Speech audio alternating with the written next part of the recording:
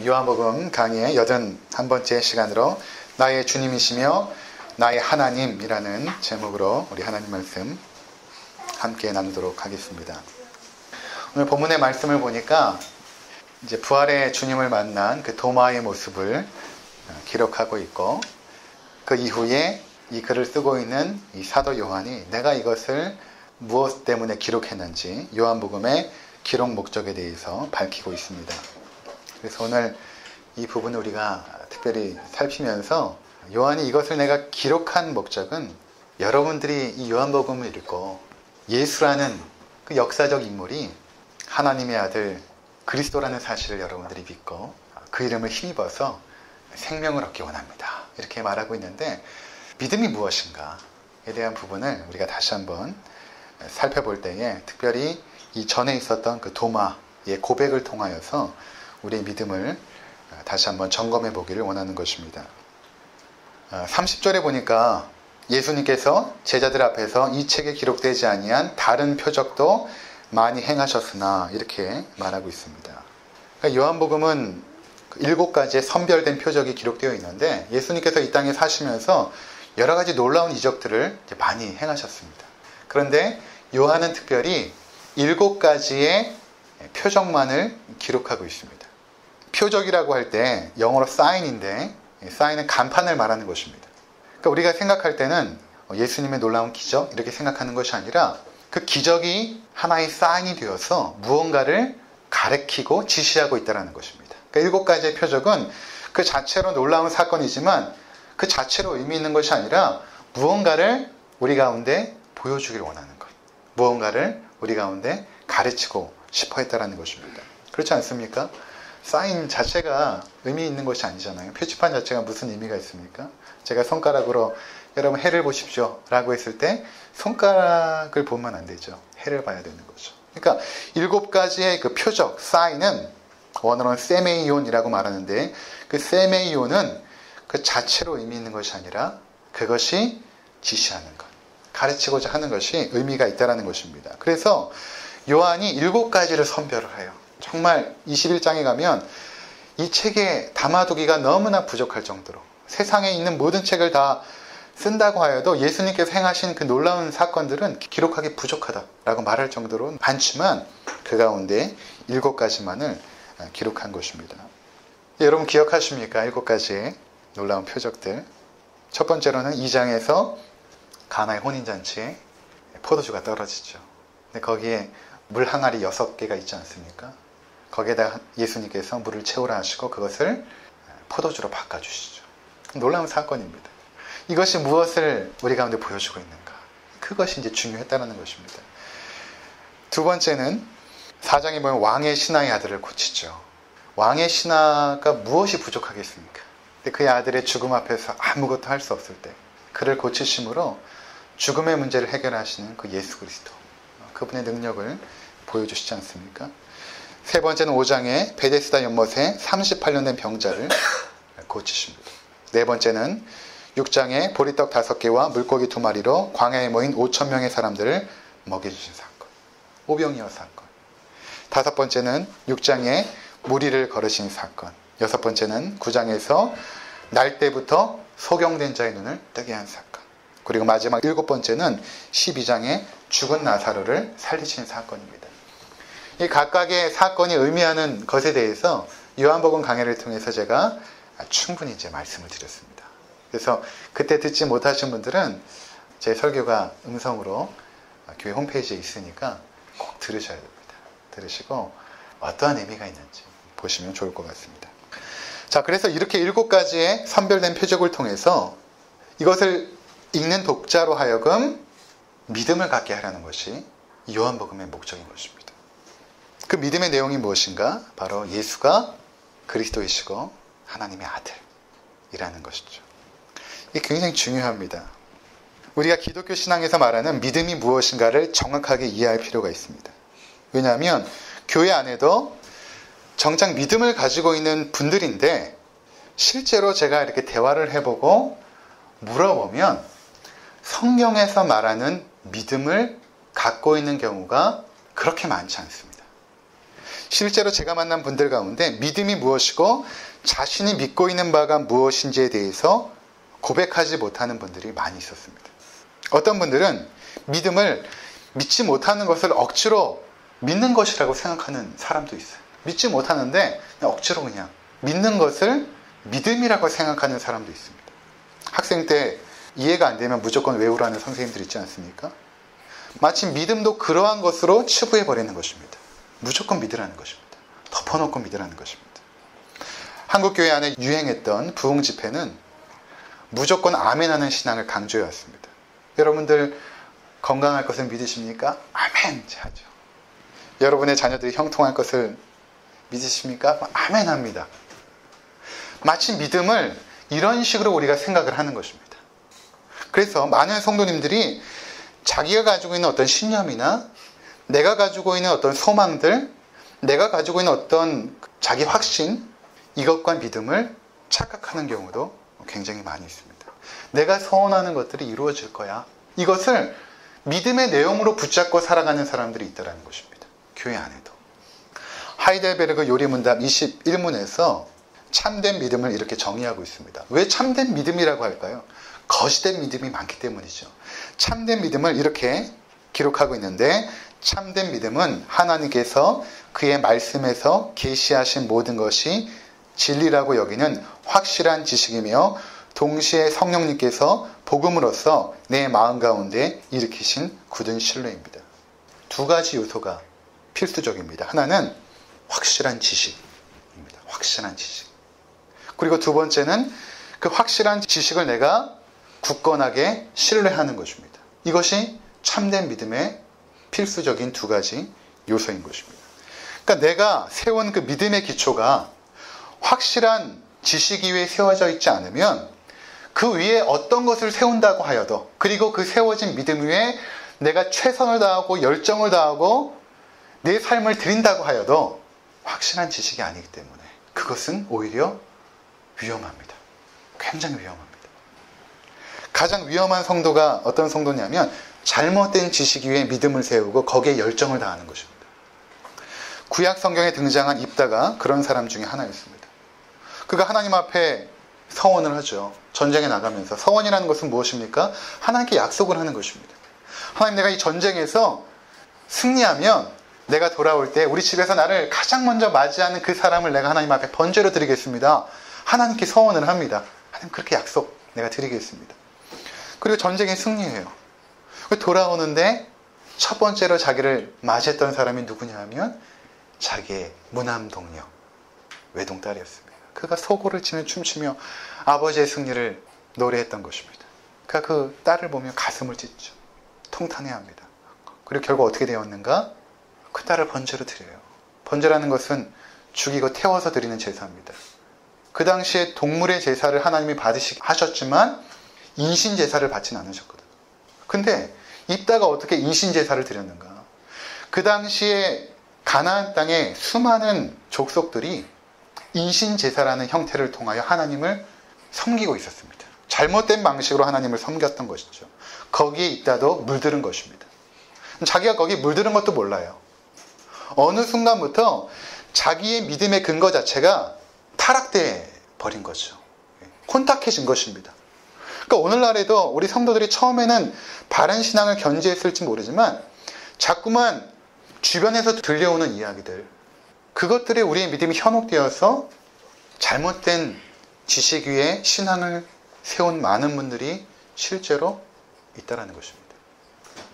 신약 성경에 등장하는 바울이 그렇습니다. 그가 회심하기 전에 사울이라는 이름을 가졌을 때 하나님에 대한 열정을 가지고 예수 그리스도를 믿는 자들을 붙잡고 고문하고 죽이는 일을 했죠. 잘못된 지식 위에 자신의 신앙을 세운 것입니다. 거기에 열정을 다했지만 그것은 자기를 파괴하고 가족을 파괴하고 공동체를 파괴시키죠. 이게 위험한 것입니다. 제가 성경 공부를 하고 또 목회를 하면서 깨달은 것이 있습니다. 그 사람의 신앙이 정말로 바른 신앙의 근거 위에 세워 있는가를 분별할 때 그 사람이 얼마나 많은 시간을 기도했는가, 또 얼마나 헌금을 많이 냈는가, 또는 얼마나 교회 봉사를 많이 했는가, 아니라, 그것으로 그분의 신앙을 판별하는 것이 아니라 그 사람이 가장 가까운 사람에게 어떻게 대하는가, 이걸 보면 알 수 있습니다. 집에서 남편에게, 아내에게, 자녀에게, 부모에게 어떻게 대하는가를 보면 그 사람의 신앙이 바른 지식 위에 세워져 있는가, 아니면 잘못된 지식 위에 세워져 있는가를 분별할 수 있어요. 이것은 제가 기도가 중요하지 않고 헌금이 중요하지 않고 교회 봉사가 중요하지 않다라는 것이 아닙니다. 성경을 여러분들이 잘 보시고 바른 신앙 위에 세워지면, 신앙은 현실이거든요. 가정에서부터 변화가 생기기 시작해요. 근데 가정에서는 변화가 되지 않는데 밖에서 자라는 것들은 위선이죠. 그래서 마태복음 7장 20에서 23절에 보면 예수님께서 이렇게 말씀하십니다. 열매로 그들을 알리라. 나더러 주여 주여 하는 자마다 천국에 가는 것이 아니라 하늘에 계신 내 아버지의 뜻대로 행하는 자라에 들어가리라. 그날에 많은 사람들이 나더러 이르되 주여, 우리가 주의 이름으로 선지자 노릇하고 주의 이름으로 귀신도 내어쫓고 주의 이름으로 많은 권능을 행하지 않았습니까? 주님의 평가가 무엇입니까? 내가 그들에게 밝히 말하되 내가 너희를 도무지 알지 못하니 불법을 행하는 자들아, 내게서 떠나가라. 좋은 나무는 좋은 열매를 맺는데 그 열매는 가정에서부터 맺어져요. 이것이 성경의 진리이고 질서인 것입니다. 잘못된 믿음은 우리로 하여금 자꾸만 신앙의 행위로 자신을 포장하고 도피하려는 경향성을 보입니다. 말 안 듣고 속 썩이는 자녀를 참고 인내하며 사랑하는 것보다 여러분, 기도하는 것이 100배, 1000배 더 쉽습니다. 쉬워요. 여러분, 봉사하는 것이 더 쉬워요. 지긋지긋하게 변하지 않은 남편을 참아내고 섬기는 것보다 단기 선교 나가는 것이 더 쉽습니다. 아주 쉬워요. 단기 선교 나가는 거. 근데 정말 힘든 게 무엇입니까? 남편을 참아내고, 아내를 참아내고, 말 안 듣는 자녀를 참아내고, 사랑으로 감싸는 게 힘들죠. 그러니까 자꾸 도피하는 것입니다. 신앙으로. 트레스 디아스라는 프로그램이 있죠. 거기 가면 3일 동안 거기 스태프들의 섬김을 잔뜩 받고 옵니다. 가는 순간부터 안아주고 사랑합니다. 발도 닦아주고 섬겨주고. 거기 섬기는 목사님 한 분이 계셨어요. 근데 그 사모님이 저한테 이런 얘기를 해요. 가족들한테는 그렇게 안 하면서, 가족들한테 그렇게 안 하면서 거기 가서 속상해하죠. 그거 쉬워요. 거기 가서 프로그램에서 내가 처음 보는 사람들 사랑해주고 끌어안아주고 발 닦아주는 거 하나도 어렵지 않아요. 집에 와서부터가 신앙이 시작되는 거예요. 거기서 내 신앙의 실체가 드러나는 것입니다. 그렇다면 우리 믿음의 확실한 근거가 무엇입니까? 그 확실한 지식이 무엇입니까? 성경이 증거하는 것인데, 성경이 증거하는 모든 내용은 결국에는 한 가지입니다. 예수가 그리스도이시고 하나님의 아들입니다. 이게 성경이 증거하는 모든 내용의 종합인 것입니다. 이것이 우리 믿음의 출발점이에요. 예수가 나의 주님입니다. 예수가 나의 하나님입니다. 이 고백이 가정에서부터 계속 되어야 되는 것입니다. 정말 말 안 듣는 자녀 바라보면서 한 대 때리고 싶을 때 내 주인은 주인님이십니다. 나의 주인은 하나님이십니다. 이 고백을 해야 되는 거죠. 손이 여기까지 올라갔을 때도. 제 얘기거든요. 우리는 예수 그리스도를 믿는 자예요. 여기서 벗어나면 안 됩니다. 우리가 믿는 것은 예수님이지 그 다른 무엇이 아닙니다. 예수 믿고 내 소원이 성취될 것이다. 예수 믿고 사업도 잘 되고 건강하고 만사가 형통할 것이다를 믿는 것이 아니에요. 예수 믿는 거는 믿는 것이고 그 다음으로 우리는 빨리 넘어가죠. 예수 믿으니까 나에게 좋은 일이 생길 거야. 내가 소망하는 건 이루어질 거야. 우리 가족 만사 형통할 거야. 일로 넘어가는 믿음입니다. 그러니까 내가 믿는 것이 잘 보면 예수를 믿지 않아요. 예수님이 축복인데 예수님을 통하여 어떤 것을 원하죠. 그것을 축복이라고 여기고. 그게 믿음의 내용이 아니라는 것입니다. 우리는 예수 그리스도를 믿지 않고 예수 그리스도를 통하여 가져다주는 그 어떤 유익들을 자꾸만 믿으려고 합니다. 예수님이 어떤 분이신가가 믿음의 내용입니다. 바로 그리스도이시며 하나님의 아들이라는 것입니다. 그리스도라는 것은 직분을 말해요. 예수 그리스도, 신지영 목사. 예수는 이름이고 그리스도는 직분입니다. 어떤 직분인가? 그리스도는 기름 부음을 받았다는 뜻입니다. 구약에서 왕이나 제사장이나 선지자가 그의 직분을 감당할 때 기름을 붓죠.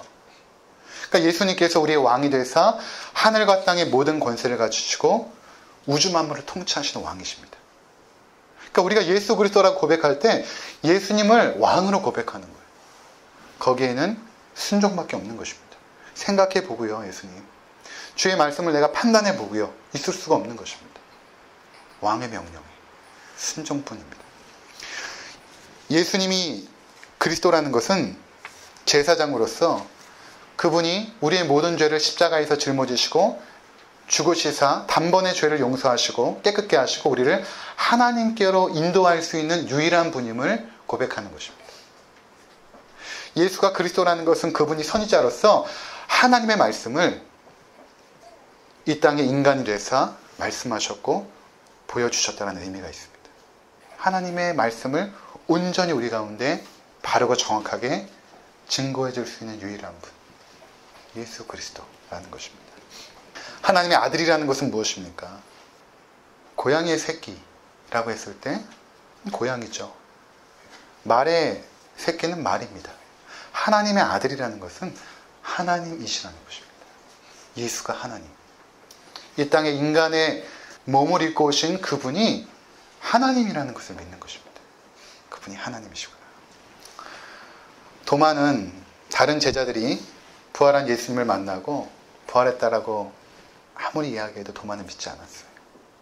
원래 도마는 믿을 수 없는 것을 억지로 믿는 사람이 아니에요. 그는 반드시 물어보고 확인하고 체험할 때만 믿는 사람이었습니다. 그래서 요한복음 14장에 보면 예수님께서 내가 너희를 위하여 거처를 예비하러 간다. 처소를 예비하러 가노니 그렇게 말씀하셨거든요. 다른 제자들은 가만히 있었어요. 무슨 말인지 이해 못하죠. 예수님께서 우리를 위하여 무슨 거처를 예비하러 가시지? 근데 도마가 물어보죠.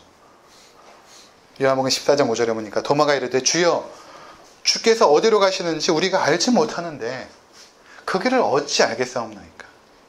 도마는 궁금하면 물어봐야 됩니다. 확인해야 되는 거예요. 요한복음 11장에 나사로가 죽었다는 소식을 듣고 예수님께서 그곳으로 가고자 했습니다. 근데 그 예루살렘에서 예수님께서 방금 전에 돌아오셨는데 돌에 맞아 죽을 뻔했거든요. 그러니까 제자들이 가지 마십시오. 거기 가면 우리 죽습니다. 근데 도마가 뭐라고 말했냐면 11장 16절에 디두모라는 도마가 다른 제자들에게 말하되 우리도 주와 함께 죽으러 가자. 무슨 말입니까? 도마가 예수님을 믿었다는 것입니다. 저분이 정말 그리스도구나. 저분이 증거하는 것처럼 하나님의 아들이구나. 예수님께서 하루는 사역을 하시는데 가버나움이라는 곳이었어요. 거기 한 집에서 이렇게 말씀을 증거하십니다. 하나님 나라의 복음을 증거하시는데 사람들이 너무 많은 거예요. 그런데 거기 한 중풍병자를 4명의 사람들이 끌고 옵니다. 그래서 지붕을 뜯고 이제 내리죠. 중풍병자가 예수님 앞에 이렇게 눕혀졌습니다. 많은 사람들이 예수님을 주목합니다. 예수님께서 이렇게 말씀하세요. 작은 자야, 내 죄사함을 받았느니라. 이렇게 말씀하십니다. 그럼 이것을 한번 잘 생각해 보시기 바랍니다. 일제차 때 일본인들이 우리 한국에 참 많은 잘못을 했죠. 그 중에 하나가 그 위안부 문제 아닙니까? 여성들을 끌어다가 강제로 성노예를 시킨 것입니다. 지금도 문제가 되고 있죠. 그런데 만약에 일본의 아베 총리가 이 문제에 대해서 정말로 용서를 받고 싶은 것입니다. 용서를 받고 싶은 거예요. 잘못을 인정하고. 그럼 여러분 이곳에 와서 아베가 죄송합니다. 제가 잘못했습니다. 라고 하면 그 죄가 용서될까요? 그러면 문재인 대통령에 가서 아베 총리가 우리 민족이 잘못했습니다. 라고 하면 용서가 될까요? 아니에요. 용서라는 것은 자기가 피해를 준 그분한테 가서 하는 것입니다. 그러니까 위안부 할머니들이 살아계실 때 그 할머니들 앞에 가서 무릎 꿇고 사죄하고 그 위안부 할머니들이 용서해야만 그 죄가 용서가 되는 거예요. 피해를 본 당사자만이 용서할 권한이 있는 것입니다. 그렇잖아요. 근데 예수님께서 뭐라고 말씀하시냐면 내 죄사함을 받았느니라. 무슨 말입니까? 우리가 지는 모든 죄는 하나님 앞에서 지는 죄라는 것입니다. 하나님 앞에서. 그러니까 다윗이 밧세바를 범하고 나서 51장에 보면 내가 하나님 앞에 범죄했습니다. 물론 사람에게 범죄했죠. 근데 먼저 하나님 앞에 범죄한 것입니다. 그러니까 그 죄에 대한 용서는 누구만 할 수 있냐면 하나님만이 할 수 있는 것입니다. 죄에 대한 용서. 근데 하나님만이 할 수 있는 죄의 용서를 인간이 예수가 이 땅에서 소자야 내 죄사함을 받아느니라. 거기 모여있던 서기관들이 참남하도다. 어떻게 사람이 죄를 용서할 수 있겠는가? 하나님만이 용서할 수 있는 죄의 권한을 어떻게 저 청년 예수가 저런 참남한 말을 할 수 있겠는가? 그들의 지적이 정확하죠. 근데 그 자리에 누가 있었냐면 도마가 있었습니다. 그러니까 도마가 예수님을 생각할 때 저렇게 당당하게 말할 수 있는 분은 정말로 하나님이시구나. 또 예수님께서 요한복음 10장에 보니까 내가 그들에게 영생을 주노니 영원히 멸망하지 아니할 것이요 그들을 내 손에서 빼앗을 자가 없느니라. 그들을 주신 내 아버지는 만물보다 크심에 아무도 아버지 손에서 빼앗을 수 없느니라. 나와 아버지는 하나니라. 이렇게 예수님께서 말씀하셨어요. 그 자리에 도마가 있었습니다. 그러니까 도마는 예수님을 믿은 거예요. 그러니까 예수님께서 돌에 맞아 죽으러 예루살렘으로 들어가실 때 우리도 주와 함께 죽으러 가자 라고 말할 수 있었던 것입니다. 그런데 그 예수가 예루살렘에 올라가서 십자가에 못 박혀 죽은 것입니다. 그때 도마의 모든 믿음은 산산이 다 깨어져 버립니다. 내가 잘못 믿었구나. 저분이 이야기했던 모든 것들은 거짓이었고 내 믿음은 헛된 것이었구나. 그 믿음이 다 깨어져 버린 거예요. 그러니까 옆에 있는 제자들이 아무리 부활한 주님을 만났다고 해도 도마는 인정할 수 없었습니다. 내가 그분의 손에 손가락을 넣어보고 못자국 난 손에 손가락을 넣어보고 창자국 난 옆구리에 손가락을 넣어보지 않은 이상 나는 믿지 못하겠다. 그분은 분명히 죽었다. 우리가 의심 많은 도마라고 하지만 실제로 도마는 의심이 많은 게 아니에요. 잘못 알고 있는 것입니다. 그처럼 확실하게 믿고 싶었던 사람도 없었어요. 그러니까 예수님께서 도마에게 나타나셔서 책망하지 않아요. 우리가 간혹 오해하는데 책망하지 않습니다. 부활의 주님께서 나타나시죠. 도마 앞에 서십니다. 손을 내밀어. 도마야 봐라. 내가 왔다. 옆구리를 보여주시면서 내가 왔다. 근데 도마가 예수님의 발 앞에 무릎을 꿇고 고백합니다. 나의 주님이시고 나의 하나님이십니다. 이게 믿음이라는 것입니다. 그래서 이 결론 부분 마지막에 이 도마의 믿음을 보여주고 있는 거예요. 여러분, 우리의 믿음이 무엇이어야 됩니까? 그것은 도마의 고백입니다. 예수님이 나의 주님이시고 나의 하나님이십니다. 이것이 우리의 믿음의 고백인 것입니다. 이 고백이 여러분 각자의 개인적인 신앙의 고백이 될 때 믿음이 있다라고 하는 것입니다. 사랑하는 성도 여러분, 예수님이 나의 주님이시며 나의 하나님이라는 사실을 믿으십니까? 예수님께서 나의 죄를 위해 십자가에 죽으시고 부활하신 그 하나님의 아들이심을 믿으십니까?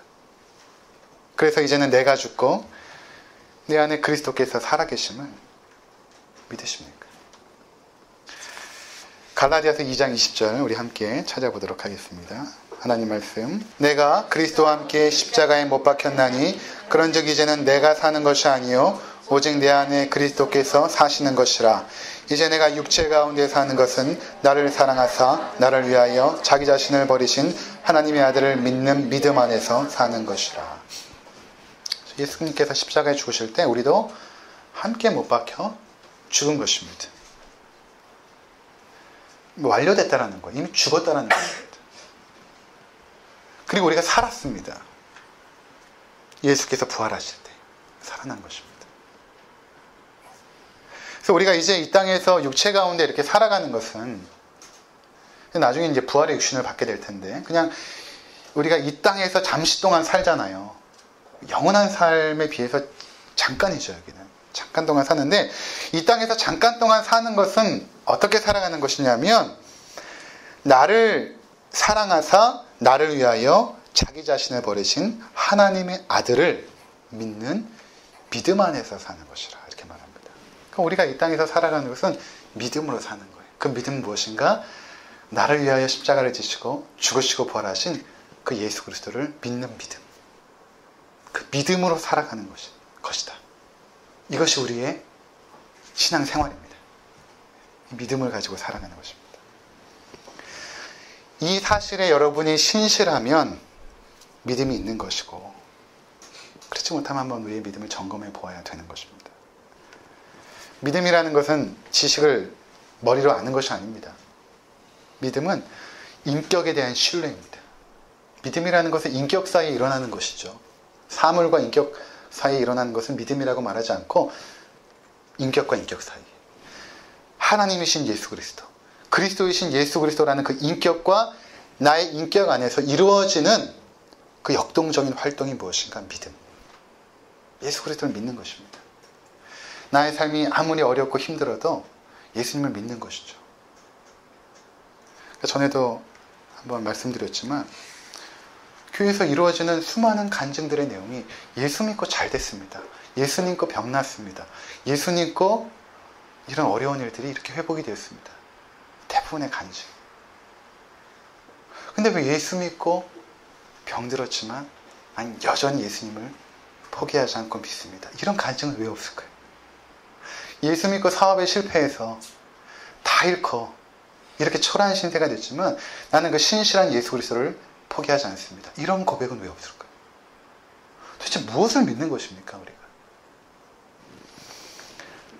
이 믿음의 결과를 요한복음 오늘 본문에서 이렇게 말하고 있죠. 너희로 믿고 그 이름에 힘입어 생명을 얻게 하려 함이니라. 이 믿음을 가지고 있으면 하나님께서 우리 가운데 생명을 주십니다. 생명을 준다는 것은 이미 우리가 죽었다는 것을 전제해요. 우린 죄로 말미암아 죽은 존재들이죠. 뿌리 뽑힌 나무처럼 우린 죽은 존재들입니다. 하나님으로부터 분리되어서. 근데 믿음을 갖게 되면 생명을 얻게 되죠. 요한복음 3장 16절 하나님이 세상을 이처럼 사랑하사 독생자를 주셨으니 이는 그를 믿는 자마다 멸망치 않고 영생을 얻게 하려 하심이라. 그 믿음으로 말미암아 생명을 얻고 그 생명은 영원한 생명, 하나님이 주시는 그 신적인 생명이라는 것입니다. 그 성도의 죽음은 비참함이 아니라 영생으로 들어가는 절차인 것입니다. 근데 우리가 생명이라고 해서 다 똑같은 생명은 아니에요. 어떤 생명은 정말 청년의 기상을 가진 생명도 있지만 어떤 생명은 중환자실에서 꺼져가는 그런 생명도 있죠. 우리가 생명을 가졌지만 다 똑같은 생명은 아니에요. 어떤 사람은 그 생명을 풍성히 누리고 어떤 사람은 그렇지 못합니다. 요한복음 10장 10절에 보니까 내가 온 것은 양으로 생명을 얻게 하고 더 풍성히 얻게 하려는 것이라. 하나님께서 우리 가운데 주시고자 하시는 은혜는 뭐냐면 생명이지만 그것을 이 땅에서부터 풍성히 누리기를 원하시는 거예요. 어떻게? 믿음으로 말미암아. 믿음으로 말미암아. 그러니까 여러분들이 이 땅에서 하나님 나라를 내가 얼마만큼 누리고 하나님 나라의 생명을 얼마만큼 누리는가에 가장 그 관건은 무엇인가 하면 믿음의 문제예요. 믿음의 문제. 바라기는 우리 성도님들이 정말 예수님을 믿음으로 그 예수가 그리스도이시고 하나님의 아들이심을 믿는 그 믿음, 그 예수님을 믿음으로 말미암아 이 땅에서부터 하나님이 주시는 그 풍성한 생명을 마음껏 누리시기를 주의 이름으로 축원을 드립니다.